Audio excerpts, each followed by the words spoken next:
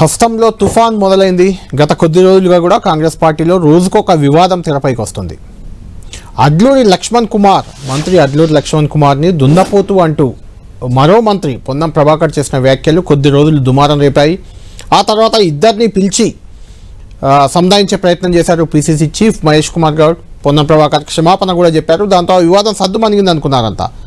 అయితే ఆ వివాదంలో నుంచి మళ్ళీ మంత్రి వివేక్ మరో బాంబు పేల్చారు. లక్ష్మణ్ కుమార్ ఎందుకలా మాట్లాడారు అంటూ ఆయన ఒక రకంగా రియాక్ట్ అయ్యారు. దాంతో మళ్ళీ లక్ష్మణ్ కుమార్ రియాక్ట్ కావడం, ఆ తర్వాత సమస్యపోవడం, అదంతా ఆ ఎపిసోడ్ ఒకటి. అది అయిందో లేదో ఇమ్మీడియట్ అంతకుముందు కూడా కొండా సురేఖ, పొంగులేటి శ్రీనివాసరెడ్డి ఇద్దరి మధ్య మేడారం జాతరకు సంబంధించిన టెండర్ల వివాదం జరిగింది.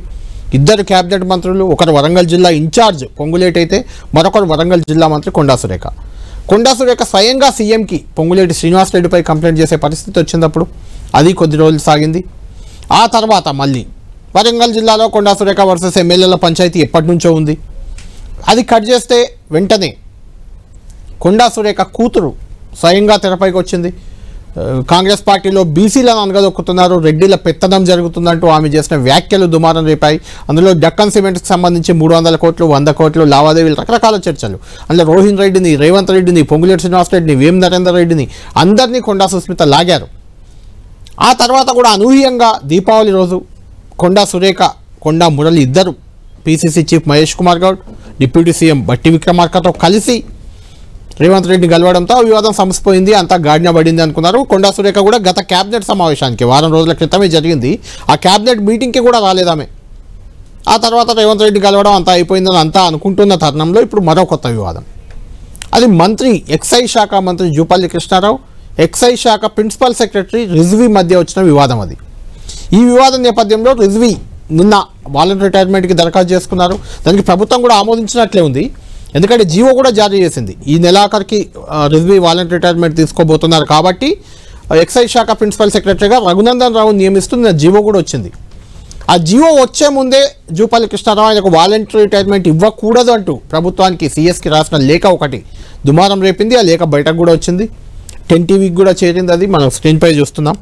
ఎందుకు ఇన్ని వివాదాలు ఎందుకు జరుగుతాయి? ఇంకా మధ్యలో ఇంకొక ఆసక్తికర అంశం ఏంటంటే దామోదర్ రాజనరసింహ ఆయన కొంతమంది ఎమ్మెల్యేలను తీసుకొని మల్లికార్జున ఖర్గేకి మధ్య ఆపరేషన్ జరిగింది.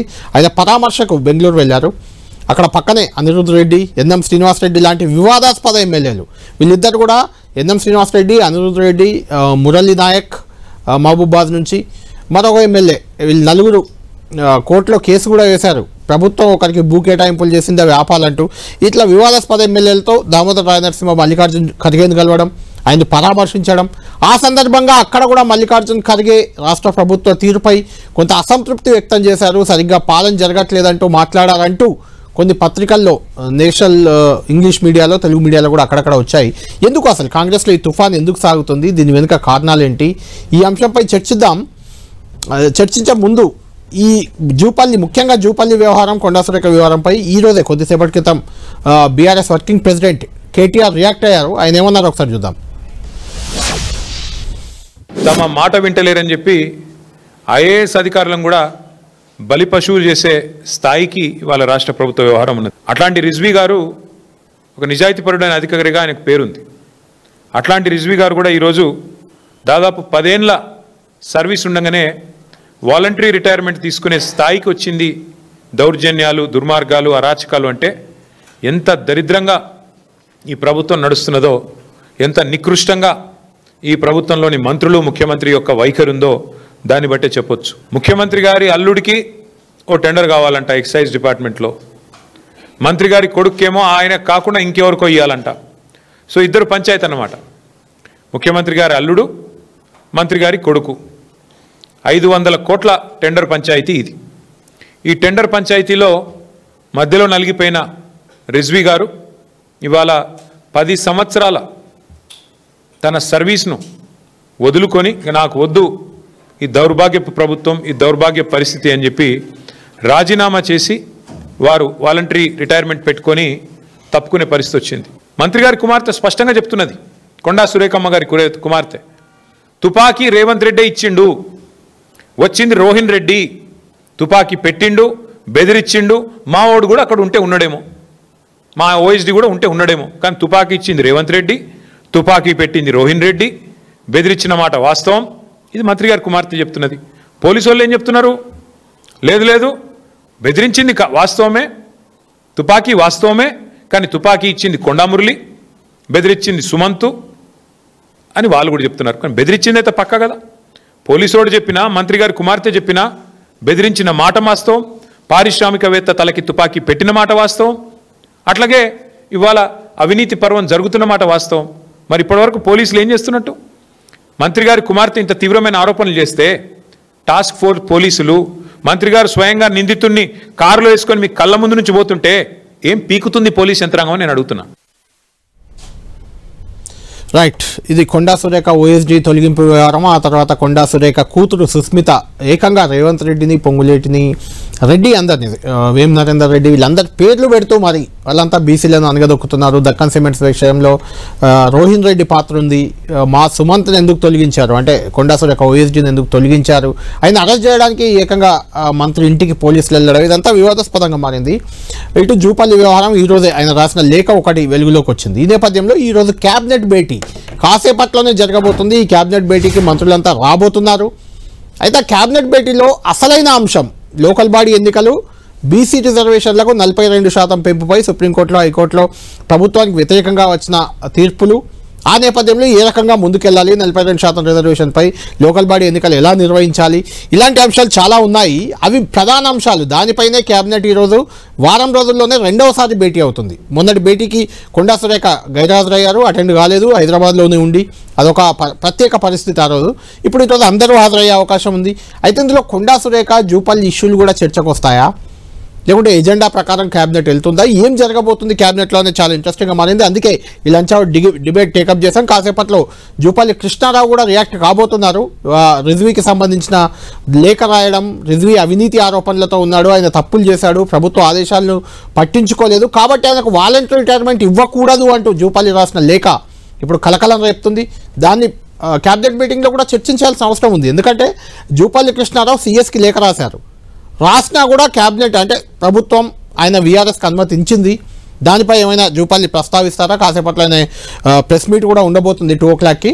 ఆయన ఏమంటారు, అసలు ఈ అంశంపై ఆయన ఏం మాట్లాడతారు అనేది కూడా ఒక ఇంట్రెస్టింగ్ ఫ్యాక్టర్. అందుకే దీనిపై లంచ్ అవుట్ డిబేట్లో మనం చర్చిస్తున్నాం. మనతో జాయిన్ అవుతున్నారు కృషాంక్ గారు, బీఆర్ఎస్ పార్టీ ఇంపార్టెంట్ కీలక నేత ఆయన, సోషల్ మీడియా విభాగం ప్రధానంగా అదే. ఇప్పుడు మొత్తం సోషల్ మీడియానే కాంగ్రెస్ పార్టీని ఎక్కడికక్కడ విమర్శలు, దొరికిన అస్త్రాన్ని, ప్రతి అస్త్రాన్ని వాడుతూ సోషల్ మీడియాలో రచ్చ చేస్తున్నారు. దానికి సారథి కృషాంక్. ఆల్రెడీ చాలా కేసులు కూడా ఉన్నాయి ఇలాంటి కొన్ని తప్పుడు సమాచారాలు ఇచ్చినందుకు కూడా. కృషాంక్ గారు, మీతో మాట్లాడే ముందు క్యాబినెట్ మీటింగ్కి ఏం జరగబోతుంది, క్యాబినెట్ మీటింగ్లో ఎజెండా ప్రకారం వెళ్తుందా, ఈ మంత్రుల ప్రస్తావన ఏమైనా ఉంటుందా? అక్కడ మా ప్రతినిధి కొండలు ఉన్నాడు, కొండలతో మాట్లాడి మీ దగ్గరికి వస్తాను. కొండల్, క్యాబినెట్ మీటింగ్ కొద్దిసేపట్లో జరగబోతుంది. మనం చూస్తున్నాం గత వారం రోజులుగా, అంటే లాస్ట్ క్యాబినెట్ జరిగి ఇప్పటికీ వారం రోజుల గ్యాప్. ఈ వారం రోజులుగా కూడా అన్ని మంత్రుల మధ్య పంచాయతీలు, ఎమ్మెల్యేల మధ్య పంచాయతీలు, మంత్రులు అధికారుల మధ్య పంచాయతీలు, ఒకటని కాదు చాలా సవాలక్ష. లాస్ట్కు రిజ్వీ వాలంటరీ రిటైర్మెంట్ తీసుకోవడం, ఆయన ప్లేస్లో రఘునందన్ రావు నియమించడం. 10 ఏళ్ల సర్వీస్ ఉంది రిజ్వీకి, ఐఏఎస్కి 10 ఏళ్ల సర్వీస్ ఉండగానే ఆయన తప్పుకున్నారు. ఇది ఇప్పుడు కేటీఆర్ దాన్ని ఎత్తి చూపుతున్నారు. ఇది ప్రతిపక్షాల కష్టంగా మారింది. ఇక కొండా సురేఖ పొంగులేటి వ్యవహారం మనం చూసాం అంతకుముందు. తర్వాత కొండా సురేఖ కూతురు బయటకు వచ్చి రెడ్డిలు బీసీలను తొక్కేస్తున్నారంటూ మాట్లాడడం, రోహిన్ రెడ్డి రేవంత్ రెడ్డి గన్ను ఇచ్చారా సుమంత్ కంటూ మాట్లాడడం, సుమంత్ ఓఎస్డీని, ఒక మంత్రి ఓఎస్డీని పిఎస్ని వాళ్ళే పెట్టుకుంటారు, వాళ్ళే తొలగిస్తారు, దాన్ని సీఎంఓ తొలగించడం. ఇన్ని వ్యవహారాల మధ్య క్యాబినెట్ మీటింగ్ జరగబోతుంది. ఇలా ఎజెండా మాత్రం బీసీలకు 42% రిజర్వేషన్లు ఎలా ఇవ్వాలి, స్థానిక ఎన్నికలు ఎలా నిర్వహించాలి, ఇది ప్రధాన ఎజెండా. అయితే ఈ ఎజెండాల మధ్య ఈ సబ్ ఎజెండాలు, ఏ మంత్రులకు ఆ మంత్రులు, ఏ అధికారులకు ఆ అధికారుల ఇష్యూస్ ఉన్నాయి కాబట్టి ఇవి క్యాబినెట్లో చర్చకు రాబోతున్నాయా, ఎజెండా ప్రకారం క్యాబినెట్ వెళ్తుందా, అసలు క్యాబినెట్లో ఏం జరగబోతుంది, ఏం జరగనుంది, మీకేమనిపిస్తుంది? ఖచ్చితంగా ఇది ఇంట్రెస్టింగ్గా ఉందనుకోవచ్చు. ఎందుకంటే క్యాబినెట్ సమావేశం మొన్న గత 16వ తేదీన జరిగిన క్యాబినెట్ సమావేశానికి అప్పుడు ఒక రకమైన దుమారం కొనసాగుతుంది. మంత్రి కొండా సురేఖ అంశం, అప్పుడు కొండా సురేఖ దుమారం, ఇప్పుడు జూపల్లి దుమారం. సరిగ్గా కొండా సురేఖ అప్పుడు హాజరు కాలేదు. ఈ రోజు ఖచ్చితంగా కొండా సురేఖతో పాటు మిగతా మంత్రులందరూ కూడా హాజరయ్యే అవకాశం ఉంది. అయితే ఈ రోజుకు రిజ్వీ అంశం ఒకటి తెరమినికి రావడం అన్నది కూడా వెరీ ఇంట్రెస్టింగ్గా మారింది. అయితే ఇవన్నీ కూడా పొలిటికల్ అంశాలుగా అది ఏదైతే క్యాబినెట్లో చర్చించే అవకాశం ఉంటుంది. అయితే పొలిటికల్ అంశాలను పొలిటికల్ ఎజెండాలో చర్చిస్తారా లేదా అన్నది మాత్రం కొంత క్లారిటీ లేదు. ఎందుకంటే గత క్యాబినెట్లో కూడా ఎక్కడ పొలిటికల్ ఎజెండాను చర్చ కూడా చేయలేదు. కేవలం అడ్మినిస్ట్రేషన్ పరంగా ప్రభుత్వ పరంగా తీసుకున్న నిర్ణయాలపైన చర్చించారు. ఎజెండా ప్రకారం చర్చించి క్యాబినెట్ క్లోజ్ చేశారు. మరి ఈరోజు జరిగే క్యాబినెట్ సమావేశంలో ఇవన్నీ కూడా పొలిటికల్ ఎజెండాలో భాగంగా చర్చిస్తారా? ఒకవేళ పొలిటికల్ ఎజెండాలో భాగంగా చర్చించినట్టయితే ఆఫీసర్స్ అందరూ బయటికి వెళ్ళిన తర్వాత పొలిటికల్ ఎజెండా అన్నది చర్చించడం అన్నది ఒక పద్ధతి. అయితే పొలిటికల్ ఎజెండాలో వీటికి చర్చకు ఉంటుందా లేదా అన్నది చూడాల్సి ఉంటుంది. ఈ రోజుకైతే ప్రధానంగా లోకల్ బాడీ ఎలక్షన్స్ అన్నది మెయిన్ ఎజెండాగా ఉంది. లోకల్ బాడీ ఎలక్షన్స్లో ఇప్పటికే సుప్రీంకోర్టులో ప్రభుత్వం వేసిన పిటిషన్ డిస్మిస్ కావడం, హైకోర్టు 2 వారాల్లో అసలు ఎలక్షన్ చేస్తారా లేదా అన్నది క్లారిటీ ఇవ్వాలని చెప్పి హైకోర్టు కోరిన నేపథ్యంలో ఈరోజు ప్రధానంగా ఎజెండాగా ఈ ఎజెండా ప్రకారం గత క్యాబినెట్ విషయానికి వస్తే ఖచ్చితంగా అది పొలిటికల్ ఇష్యూ. ఎందుకంటే రెడ్డిలను బీసీలు తొక్కేస్తున్నారు, లేకుంటే బీసీలను రెడ్డిలు తొక్కేస్తున్నారు, లేకుంటే అది కొండా సురేఖ కాదు, ఆమె కూతురు మాట్లాడింది కాబట్టి అది పార్టీ పరమైన ఇష్యూగానే చూడాలి. దానికి ప్రభుత్వానికి ఎలాంటి సంబంధం లేదు, అది పొలిటికల్ అంశం. కానీ ఈరోజు వచ్చిన అంశం పొలిటికల్ అంశం కాదు. ఎందుకంటే ఒక ఐఏఎస్, సీనియర్ ఐఏఎస్ వాళ్ళని రిటైర్మెంట్ తీసుకోవడం, ఆయన తీసుకున్న రిటైర్మెంట్ను ఆమోదించొద్దంటూ ఒక క్యాబినెట్ మంత్రి లేఖ రాయడం. ఎందుకంటే అతనిపై 1,000,000 ఆరోపణలు ఉన్నాయి, ఆయన విధులను సక్రమంగా నిర్వహించలేదు, ప్రభుత్వ ఆదేశాలను పట్టించుకోలేదు. పాయింట్ వైజ్ దాదాపు 6 పేజీల లేఖ ప్రభుత్వ ప్రధాన కార్యదర్శికి రాశారు. అంటే ఆయన ఆమోదించొద్దు అని ఒక మంత్రి రాయడం, ప్రభుత్వం అది దాదాపు ఆమోదించింది. ఎందుకంటే ఆయన జీవో కూడా వచ్చింది ఫస్ట్ నుంచి ఆయన రఘునందన్ రావు దాని ఇన్ఛార్జ్ బాధ్యతలు తీసుకుంటారని. ఈ నేపథ్యంలో ఇది పొలిటికల్ అంశంగా చూడడానికి లేదు, మనం ఇది ప్రభుత్వపరమైన అంశమే. కాబట్టి ఇదేమైనా చర్చకు వస్తుందా అక్కడ? ఇది పరిపాలనలో భాగంగానే దీన్ని అంశాన్ని చూసినప్పటికీ ఎజెండాలో మాత్రం ఈ అంశం అన్నది ఎక్కడ ప్రస్తావన లేదు. కాబట్టి దీని చర్చకు ఉంటుందా లేదా అని చూడాల్సి మరి కొద్దిసేపట్లోనే జూపల్లి కూడా దీని మీద ప్రెస్ కాన్ఫరెన్స్ చేయబోతున్నారు. ఆయన దీనికి సంబంధించి పూర్తి క్లారిటీ ఇచ్చే అవకాశం ఉంది. అయితే ఆయన ఇచ్చే క్లారిటీ ఏ విధంగా ఉంటుందన్నది ఇప్పుడు ఇంట్రెస్టింగ్గా మారింది. ఒకవేళ క్యాబినెట్లో దీన్ని చర్చకు వచ్చే అవకాశం అయితే ప్రస్తుతానికైతే ఎజెండాలో అయితే ఈ అంశం లేదు. కాబట్టి ఎజెండాలో లేకపోయినా జూపల్లి కానీ ఇతర మంత్రులు కానీ, ఎందుకంటే సిఎస్ రాష్ట్ర లేఖ ఆయన వాలంటీర్ రిటైర్మెంట్ ఆమోదించొద్దని ఒక మంత్రి అనడం, ప్రభుత్వం ఆమోదించేందుకు రెడీ కావడం, ఈ నేపథ్యంలో ఎవరైనా ఎజెండాలో ఉండదు కానీ ప్రస్తావనకు తెచ్చే అవకాశం ఉందా? ఏ మంత్రి అయినా తేవచ్చు కదా.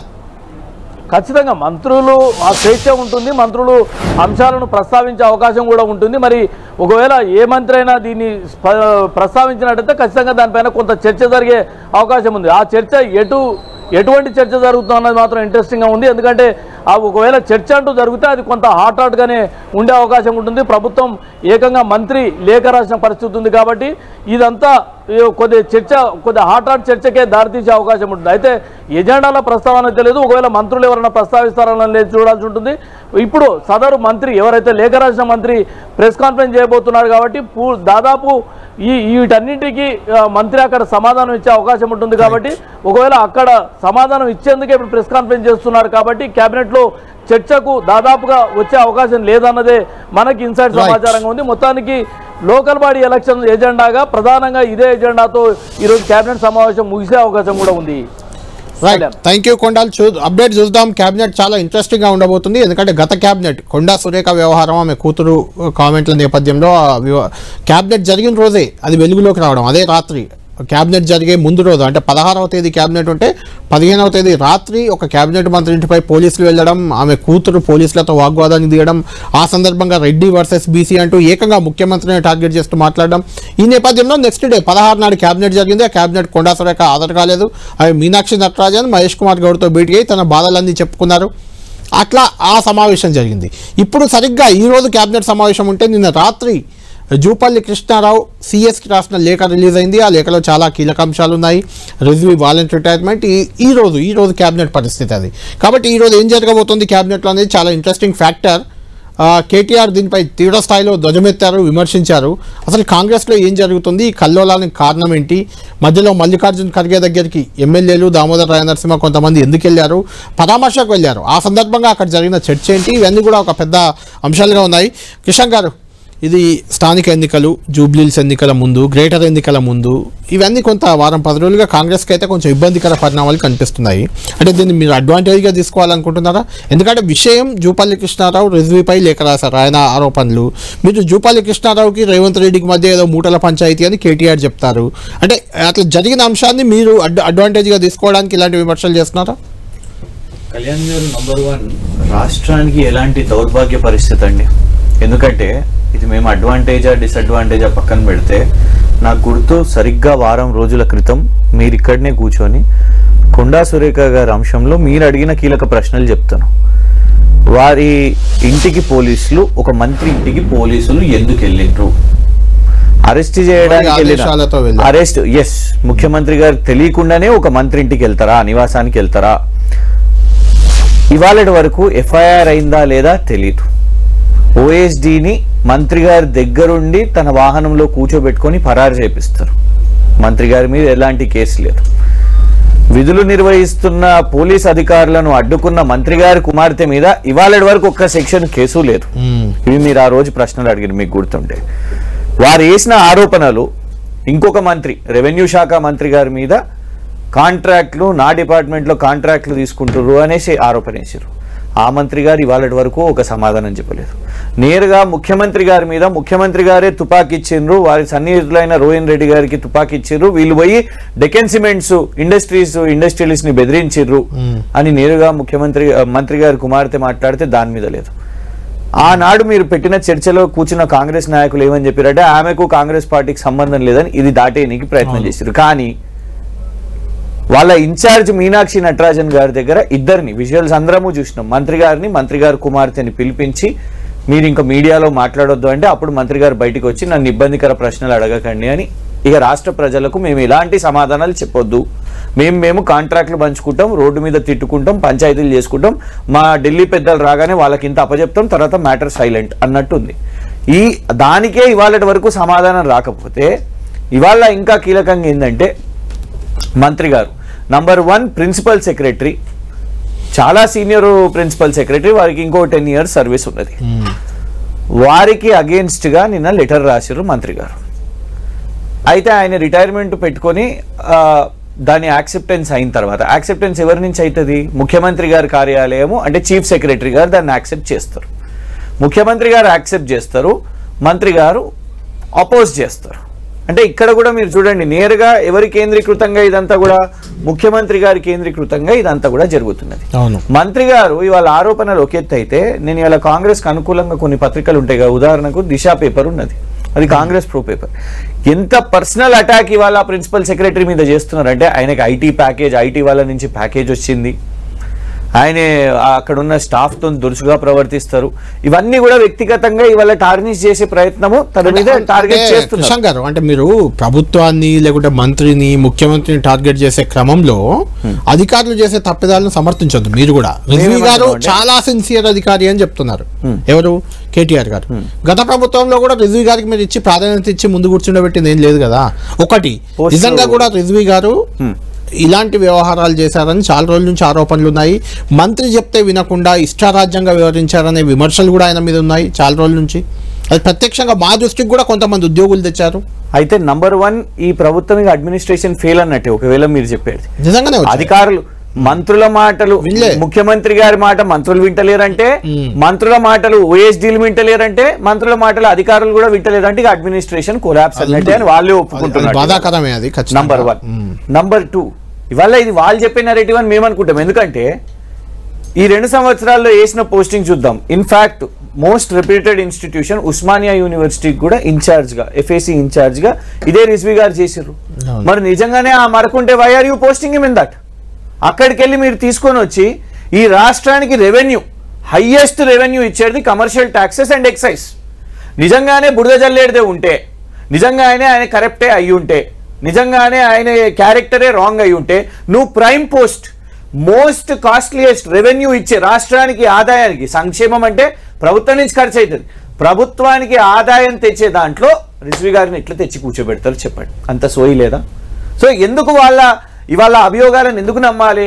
ఎప్పుడైతే మీ కాంట్రాక్టులు మీరు అనుకున్నట్టు మీరు చెప్పినట్టు ఆదేశాలు ఇచ్చినట్టు టెండర్లు ఎవరికి ఇవ్వాలనో అవార్డు కాకపోతే ఇవాళ ఆయన మీద బురద చల్లుతాం అని అంటే ఎట్లా ఒప్పుకుంటారు? ఇలా ఏ విధంగా అయితే ఇలా మైనింగ్ కార్పొరేషన్లో 2 సంవత్సరాల్లోనే 4-5 ఎండీలు, ఇవాళ ఇది దానికంటే ముందు మన రవిగుప్తా గారు అందరికి తెలిసిందే కదా, రవిగుప్తా గారి విఆర్ఎస్ 3 months ముందు విఆర్ఎస్ తీసుకుంటారు. విఆర్ఎస్ ఎందుకు తీసుకుంటారు? సర్వీసెస్ డిస్కంటిన్యూ చేయాలి, నేను జాబ్ చేయొద్దు అనుకుంటే విఆర్ఎస్ తీసుకుంటారు. అనారోగ్య కారణాలు కావచ్చు, ఏదైనా ఉండొచ్చు, కారణాలు ఉండొచ్చు. కానీ విఆర్ఎస్ తీసుకుంటారంట. అప్పుడు శివధర్ రెడ్డి గారు రేసులోకి వస్తారంట, సివి ఆనంద్ గారు అవుట్ అవుతారంట, శివధర్ రెడ్డి గారు డీజీపీ అవుతారంట.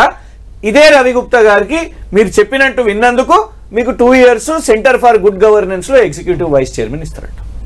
సో ఒప్పుకుంటే, బెదిరింపులకు ఒప్పుకుంటేనేమో పదవి, ఒప్పుకోకపోతే ఇవాళ సయ్యద్ ముర్తజా రిజ్వీ గారు లాగా 10 సంవత్సరాల ముందే రిటైర్మెంట్. సో ఇవాళ డెఫినెట్ గా కూడా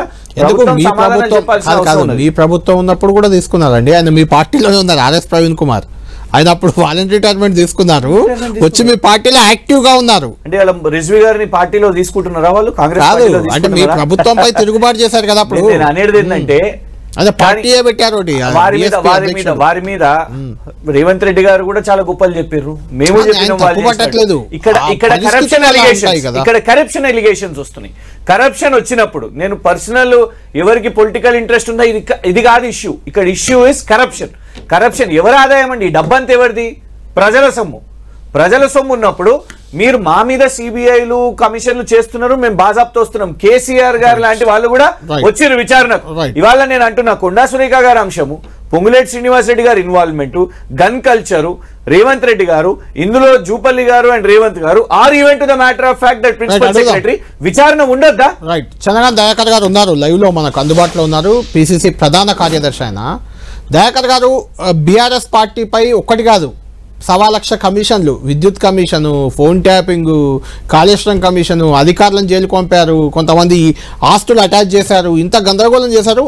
ఖచ్చితంగా జరగాల్సిందే. తప్పు ఎవరు చేసినా వాళ్ళపై విచారణ ఉండాలి, శిక్ష ఉండాలి, అందులో నో డౌట్, నో కాంప్రమైజ్. ప్రజలకు మనం బాధ్యత వహించాలి. కాబట్టి మీ ప్రభుత్వం పైనే ఇన్ని విమర్శలు, మీ ప్రభుత్వంలోనే గందరగోళాలు, మరి దానిపై ఏంటి? విచారణ వద్దా? విచారణ అవసరమా? కొండా సురేఖ కూతురు చేసిన అలిగేషన్లు ఉన్నాయి. కొండా సురేఖ టెండర్లు ఇష్టారాజ్యంగా తీసుకుంటున్నారని స్వయంగా ఆమెనే ముఖ్యమంత్రి చేసిన ఫిర్యాదు ఉంది. ఈరోజైతే జూపల్లి 6 పేజీల లేఖ, ఆ అధికారి నేను చెప్పినట్టు వినట్లేదు, లేకుంటే ఆ అధికారి తప్పులు చేస్తున్నాడు, అసలు ఒక్కటి కూడా నిబంధనల ప్రకారం వెళ్ళలేదు, ఆయనకు వాలంటరీ రిటైర్మెంట్ ఇవ్వకుండా విచారణ చేయాలని ఆయన లేఖ. మరి దాని మీద ఎక్కడికి పోతుంది విచారణ? అది విచారణకు రెడీ అవుతుందా ప్రభుత్వం? ఇప్పుడు మేము రాష్ట్ర ప్రభుత్వం 24 నెలల నుంచి కూడా అధికారులు కొంతమంది గతంలోనే బీఆర్ఎస్ హాయంలో వచ్చినటువంటి వాళ్ళని కూడా ప్రక్షాళన చేసి ఒక పూర్తి స్థాయి న్యాయ నిపుణులు, నిబద్ధత కలిగినటువంటి ఆఫీసర్లకు మనం ఒక మంచి అవకాశం ఇచ్చి ఈ ప్రజాపాలనలో చేయితనందించాలని ఒక లక్ష్యం ముందుకెళ్తా ఉంది. అయితే దీన్ని వీళ్ళందరూ బీఆర్ఎస్ నాయకులు కోడిగుడ్డు మీద ఈకలు దోలాడినట్టు బీఆర్ఎస్ హాయంలో మనం చూడలేదండి. అనేక మంది ఐఏఎస్ని కాళ్ళు మొక్కించుకొని ఐఏఎస్ని ముక్కు నేలకు రాపించారు. ఫోన్ రొటేట్ చేయండి, ఫోన్ ని రొటేట్ చేయండి మీరు. ఒక్క నిమిషం అండి. ఇది వీళ్ళు ఇలా శుద్ధ పూజలాగా మాట్లాడితే ఎట్లా అండి? నాకు అర్థం కాక అడుగుతా. ఒక్కటే నిమిషం అండి. Okay, right. దయాకర్ గారు టెక్నికల్ ఇష్యూ ఉంది, కృష్ణాంకర్ మనం కంటిన్యూ చేద్దాం. గతంలో అంటే బీఆర్ఎస్ ప్రభుత్వంపై కూడా ఇలాంటి ఆరోపణలు, విమర్శలు చాలా వచ్చాయి. ఇంక్లూడింగ్ మీ కవిత గారు చేసిన విమర్శలు కూడా ఇప్పుడు వీళ్ళు ఎత్తి చూపుతున్నారు. అప్పుడప్పుడు, ప్రతి సందర్భంలో కాళేశ్వరంలో అవినీతి జరిగింది అని కవిత గారు చెప్పారు కదా. చేసుకోనివ్వండి, విచారణలోనే ఉన్నది కదా. ఏమైపోయింది? వాళ్ళ సైడ్ లైన్ అయింది. సిబిఐ అని అన్నారు, సిబిఐ దగ్గర వేసేసారు. వాళ్ళని ముందుకు చేసుకోండి, ఏమున్నది? డిమాండ్ ఏంటి? డిమాండ్ సింపుల్ గా విచారణ అండి. ఇవాళ వారు మాట్లాడిన 10 సెకండ్లోనే నేను అది చెప్దాం అనుకున్నా. ప్రక్షాళన XYZ అంటున్నారు. 2024లో హీ వాజ్ అపాయింటెడ్ కదా ఎక్సైజ్ డిపార్ట్మెంట్ లో. మాట వింటలేరంటే మంత్రి గారు, మరి ముఖ్యమంత్రి గారు చెప్పి బదిలీ చేయండి అని చెప్తారు. సింపుల్ గా బదిలీ చేయండి, ఇన్ని బదిలీలు అవుతున్నాయి కదా, బదిలీ చేయండి అనకుండా ఇలా కరెక్ట్ రిటైర్మెంట్ అనగానే ఇగో ఈయన టెండర్ చేయలేదేమో, మీకు తెలియదు, నాకు తెలియదు కదా, ఇక మీరే అంతే. అంటే ఇందులో ప్రభుత్వానికి, మంత్రి గారికి, ముఖ్యమంత్రి గారికి ఎవరికో అయితే ఇంట్రెస్ట్ ఉంది అని ఇక్కడ అర్థం కాదా? ఇక ఇద్దరిట్లో ఎవరికైతే రిజ్వీ గారి మీద ఇంట్రెస్ట్ ఉంది అందుకే బదిలీ చేయలేరు. Someone is wrong out of both of them.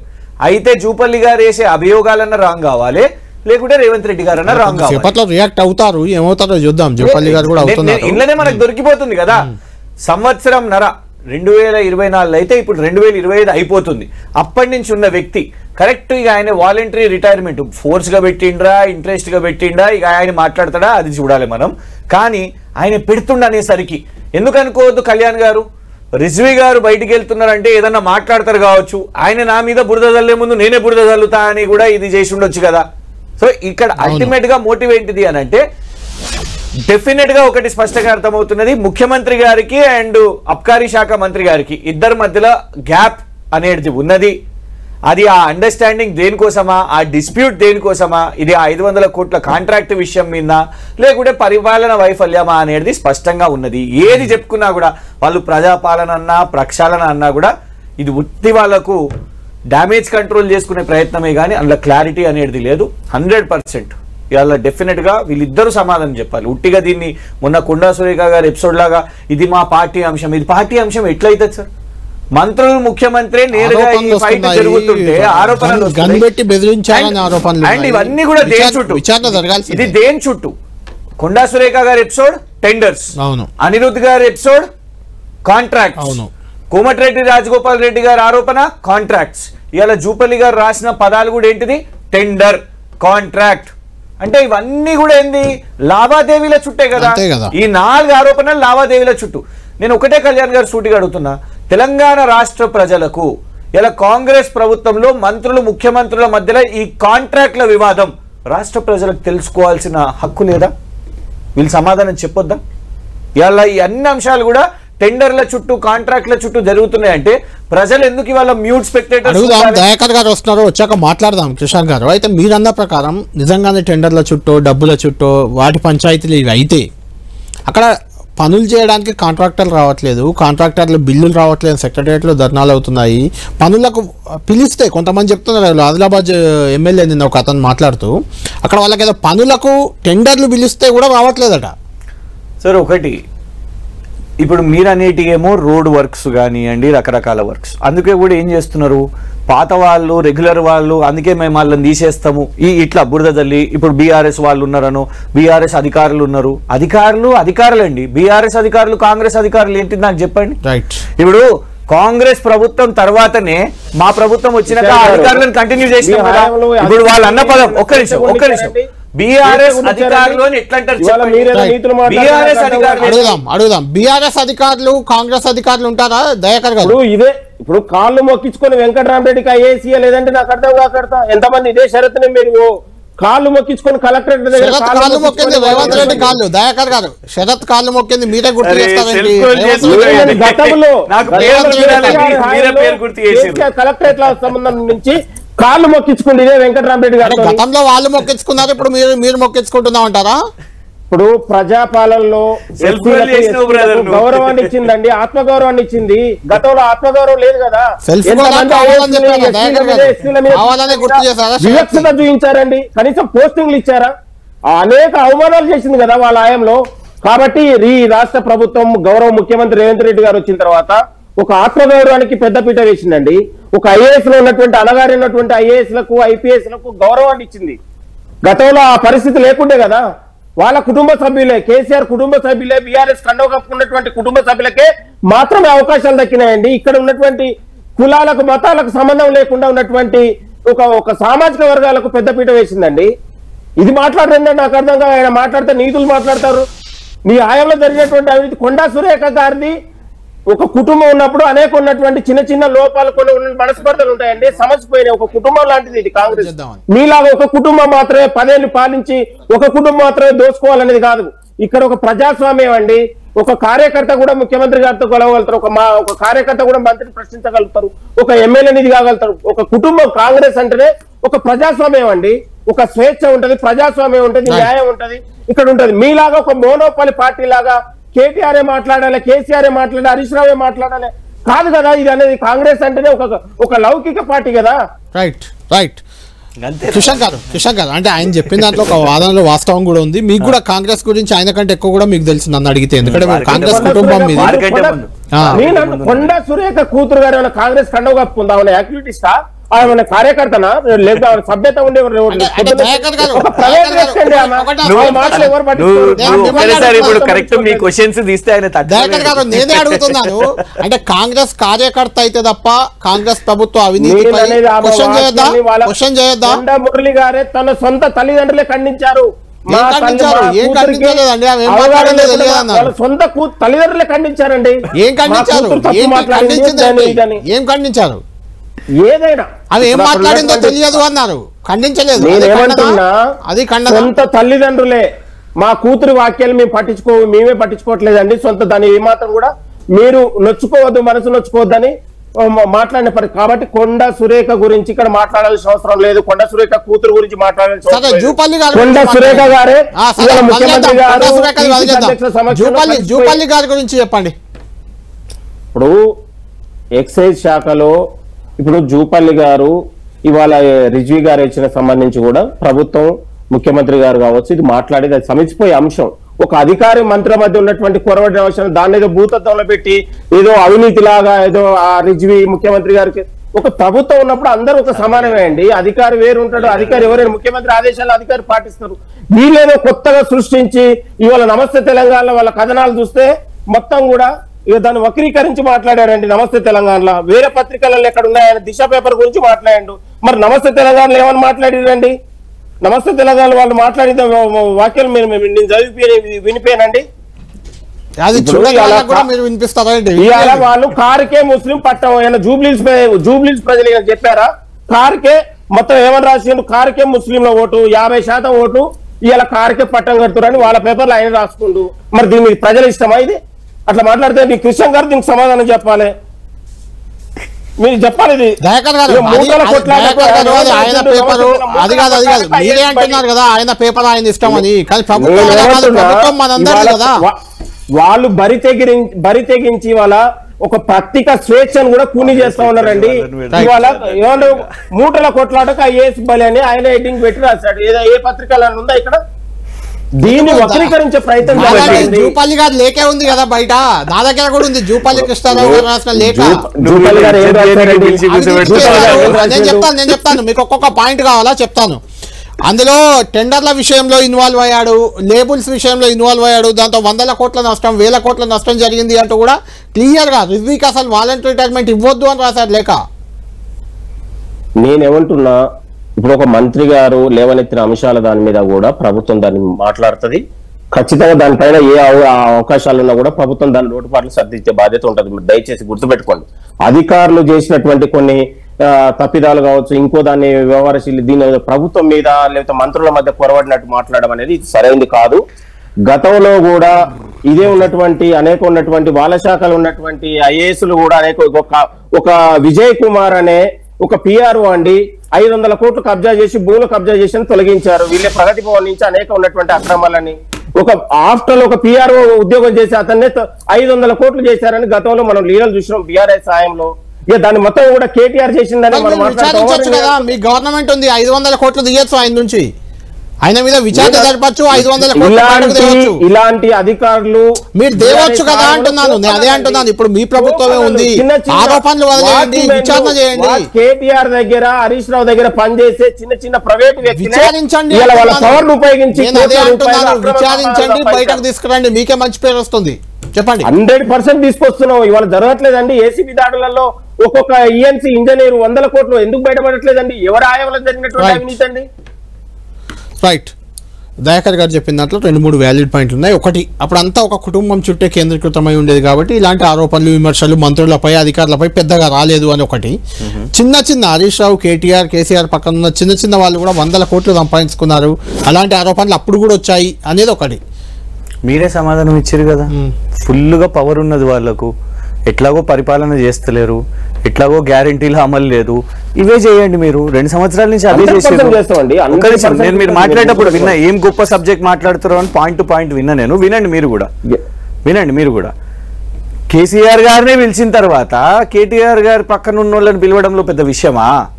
పిలుచుకోండి, timepass చేయండి, ఏమన్నా ఆధారాలు ఏమన్నా తెచ్చిరా ఇప్పటి వరకు. కానీ అడుగుతున్న ప్రశ్న ఏంటిది, నువ్వు చెప్తున్న సమాధానం ఏంటిది? మిమ్మల్ని అడిగింది ఇవాళ మీ కాంగ్రెస్ పార్టీ గాంధీ భవన్లో అవుతున్నది ఏంటిది అని అడగలే.